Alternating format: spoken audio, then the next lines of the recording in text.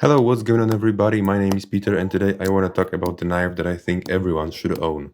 It is Swedish Hultafors heavy duty knife, which is a knife that can be used in a very stupid way, and you're not gonna be sorry about it. You're not gonna cry about this knife when you will lose it or break it or damage it. Look what I'm doing now. It is super stupid. Please don't do that to your knives. And to be honest, I never do that to my knives, but in this particular case, I was a bit curious. And as you can see, I managed to damage the tip a little bit and damage the edge. Yeah, but I think you need to know that the tip of this knife, yeah, when it's factory new, it's still pretty thick and dull, unlike the tip of Mora Robust. But of course, it's all fixable. So I think I should just say that we should not use our lovely knives like we use a crowbar or a hammer.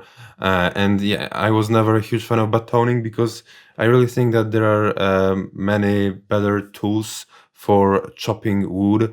But I know there are situations that you just have your knife and that's all you got. So yeah, if you're wondering if you can trust this knife, then I think yes, you can. And that's it. Thank you for watching. End of the video.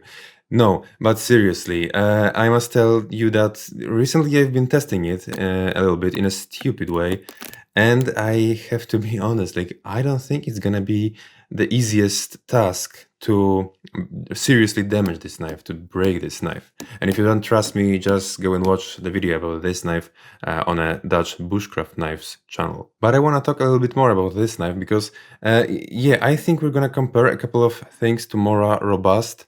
And yeah, to be honest, I'm thinking about recording a whole full comparison of these two knives in the next couple of weeks. But yeah, what do we have here? Of course, it's a very straightforward knife.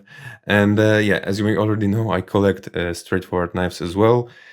But what do we have here? Of course, we have some kind of carbon steel. It is, yeah, Japanese carbon steel, but they're not telling us what exact steel is this. And usually it is rather not good when they're not telling you what exact steel they use. But in this case, we are talking about a very affordable knife. It is even cheaper than Mora Robust. So yeah, this steel is not some kind of premium steel, but I think it's rather tough. I think we can trust it completely.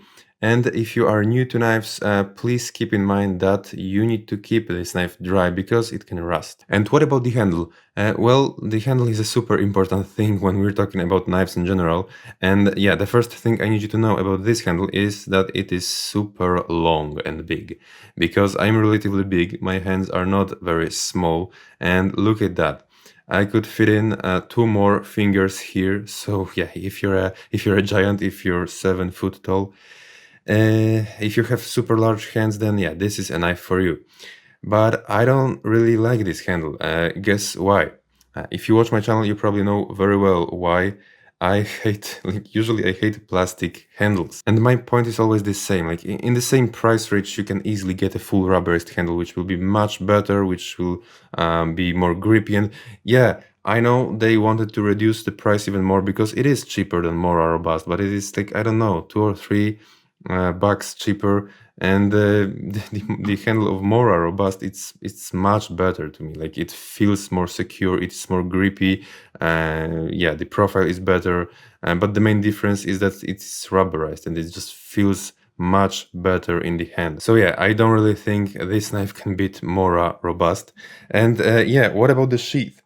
So the sheath is pretty, yeah, straightforward, as you may already expect. It is totally fine, like nothing really wrong about this. It is simple and yeah, but I don't really like this part. Like, I think in the sheath of Mora, it's more convenient to put it on your belt. Yeah, but overall this sheath is totally fine. And the construction of a knife, yeah, it is not full tang, it is hidden tang, but yeah, it's not necessary to have a full tang construction to get a super durable, super tough knife. Yeah, because this tang is rather long and thick, so yeah, I don't think you should worry about the tang. And the weight of a knife is 121, when Mora Robust is 100. Yeah, in conclusion, I think that this knife, I'm not sure if it can beat Mora just because of this handle and the sheath. And I think I'm gonna record a full comparison of these two knives. But overall, I think this knife is definitely worth buying because it's super affordable, super budget friendly, and you can use it. Like, I think you're able to use it as your chisel knife, as your crowbar. You can use it in the stupid way. You're not gonna be sorry about it. So it's a very good thing about this type of knife. So yeah, I think that will be all for today. Thank you so much for watching, and let me know in the comments what do you think about this knife. Maybe you've been using it, and then yeah, what are your experiences? Let me know in the comments, and thank you so much for watching, and yeah, see you in another video.